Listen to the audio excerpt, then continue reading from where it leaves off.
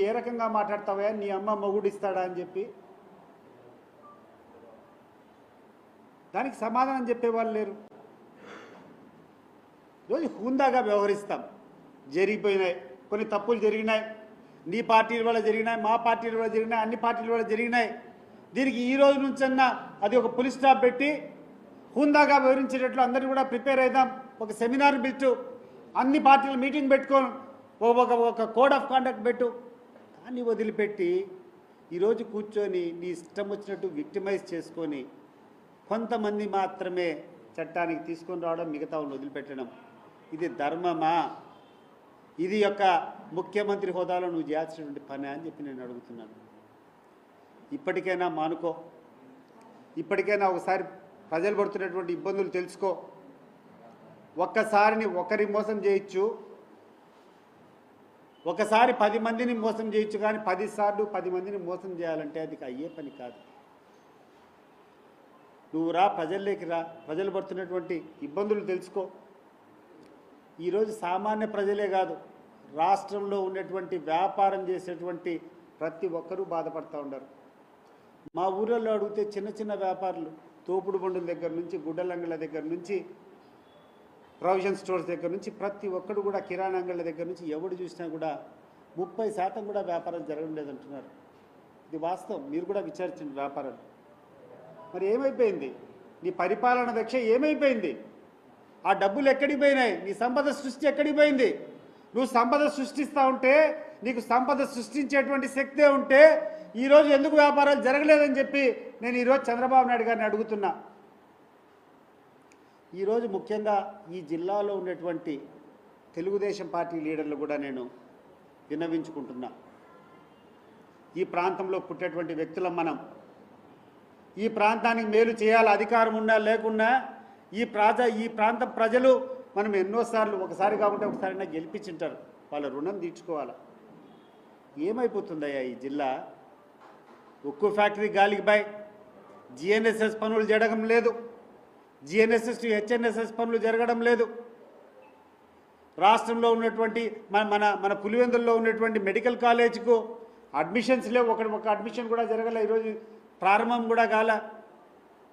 ఏం తీసుకొని వచ్చారు ఈ జిల్లాకు? ఈ పాత కడప జిల్లాలో 8 సీట్లు మీకు ఇచ్చారు. మీరందరూ యునైటెడ్గా చంద్రబాబు నాయుడు గారితో పోరాడండి.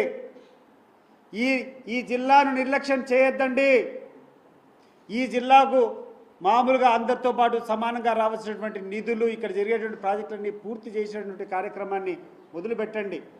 9 నెలలు అయిపోయింది. మీరు చేసే కార్యక్రమాల వల్ల బహుశా చాలా చులకనైపోయినట్టున్నారు. చంద్రబాబు నాయుడు గారి దృష్టిలో మీరు చాలా చులకనైపోయినట్టున్నారు. మీ గౌరవం పెరిగేటువంటి స్థాయిలో మీరు ప్రవర్తించండి. చిన్న చిన్న ఆదాయాల కోసం పోయి ఆయన దగ్గర చులకనై ఈ జిల్లాను సర్వనాశనం చేస్తూ ఉండరు. ఈ జిల్లా నిర్లక్ష్యం కావడానికి కారణము స్వార్థంతో మీరు చిన్న చిన్న కక్కుర్తులు పడేటువంటి విధానం వల్ల మీరు చంద్రబాబు నాయుడిని క్వశ్చన్ చేయలేకుండా. నేను కూడా తెలుగుదేశం పార్టీలో ఉన్న 2019 నుంచి 2014 నుంచి 2019 వరకు ఉండేటప్పుడు ఒక శపథం తీసుకొని నీళ్లు తీసుకొని వచ్చేందుకు చాలని నేను గడ్డం తీయనని చెప్పి ఒక శపథం చేసి నీళ్ళు వచ్చినంత వరకు నేను ఆయనతో బతిమలాడి తీసుకొని వచ్చిన. మీరు కూడా అటువంటి పోరాట పట్టం చూపించండి. జిల్లాలో ఉన్నటువంటి తెలుగుదేశం పార్టీ నాయకులు మీరు ప్రజల్లోకి పోవాలంటే ఏదో ఒకటి మీరు చేయాలా. ఉండేటువంటి స్కీములన్నీ ఆగిపోతే మాట్లాడేవాడే లేడు. కాలేజీ సీట్ లేకుండా అంటే మాట్లాడేవాడు లేడు. ఉక్కు కర్మాగారం నుంచి స్టార్ట్ చేయకుంటే మాట్లాడేవాడే లేడు. రేపు ప్రజలు మిమ్మల్ని క్షమించరు, గుర్తుపెట్టుకోండి. ఆయనేమో బిజీగా పైన ఆయనకు రావాల్సినటువంటి కలెక్షన్ల కోసం వాళ్ళ యొక్క కలెక్షన్స్ వాళ్ళు మొదలుపెట్టినారు. వాళ్ళు కలెక్షన్స్లో ఉన్నామని చెప్పి ఇక్కడ నుండి స్థానికంగా మీరు కూడా చులకన అయిపోతున్నారు. జనంలో ఎక్కడ చూసినా కూడా చాలా చులకన భావంతో మీ గురించి మాట్లాడుతున్నారు. దయచేసి చెప్తున్నా, డబ్బులు ప్రాధాన్యం కాదు, ప్రజలకు చేసేటువంటి మేలు గుర్తుపెట్టుకుంటారు. ఈ జిల్లాకు రావాల్సినటువంటి అన్ని కార్యక్రమాలను ముందరుండి చేయండి. అండ్ చంద్రబాబు నాయుడు గారు కూడా చెప్తున్నా, ఎప్పుడో ఇస్తాం, అరకొర ఇచ్చి మేము అన్నీ ఇస్తామని చెప్తే ప్రజలు పిచ్చోళ్ళు కాదు, ప్రజలు తిక్కలోళ్ళు కాదు. పోయిన సంవత్సరం రావాల్సినటువంటి 50,000 నుంచి 1,00,000 రూపాయలు ప్రతి కుటుంబానికి ఎదురు చూస్తున్నారు. ఈ సంవత్సరం కూడా నువ్వు చెప్పింటన్నీ చేయలేదు.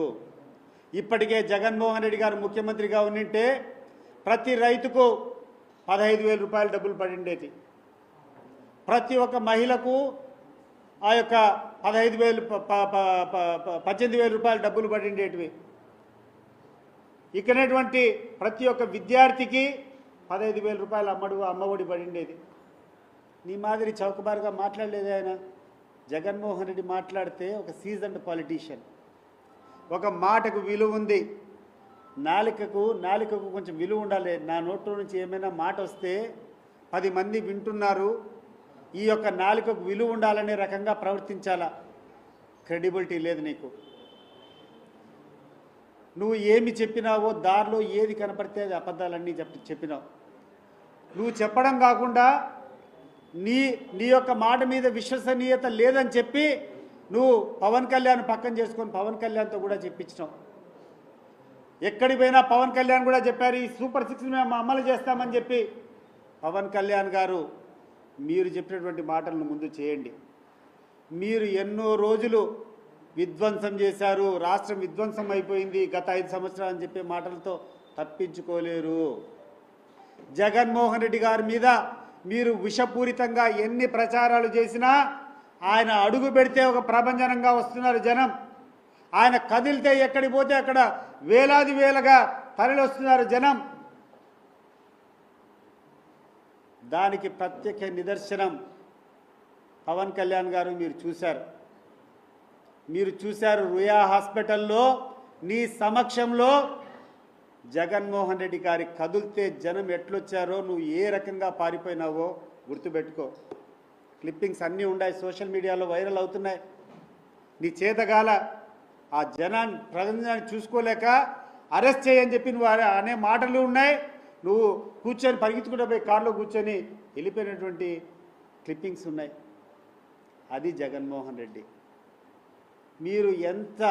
మీరు ఎంతగా జగన్మోహన్ రెడ్డిని అపఖ్యాతి చేయాలని చెప్పి ప్రయత్నం చేస్తారో, ముఖ్యంగా ఆంధ్రజ్యోతికి, ఈనాడుకు, ఈ ఎల్లో మీడియాకి అందరికీ చెప్తున్నాను, మీరు ఎంత అసత్యాలు ప్రచారం చేస్తే అంత గొప్పగా జగన్మోహన్ రెడ్డి కీర్తి ఈరోజు వ్యాపిస్తుంది. అబద్ధాల కన్నా ఒక హద్దు ఉండాలి. విధ్వంసం అంటే విధ్వంసం ఏమి విధ్వంసం? ఈ రాష్ట్రంలో ఉన్నటువంటి ప్రతి ఒక్క పౌరునికి, ప్రతి ఒక్క ఇంటికి డైరెక్ట్గా డబ్బులు, ఎటువంటి అవినీతి లేకుండా డైరెక్ట్గా వాళ్ళ ఖాతాలో డబ్బులు పంపించడం విధ్వంసమా? ఈ గ్రామాల్లో ఉన్నటువంటి, ఈ రాష్ట్రంలో ఉన్నటువంటి గ్రామీణ విద్యార్థులకు అందరికీ మంచి ఎడ్యుకేషన్ ఇవ్వడం విధ్వంసమా? ఈ రాష్ట్రంలో ఉన్నటువంటి ఈరోజు ఇబ్బంది పడుతున్నటువంటి మన మెడికల్ ఎయిడ్ కావాల్సినటువంటి వాళ్ళకందరికీ ఆదుకోవడం విధ్వంసమా అని చెప్పి నేను అడుగుతున్నా.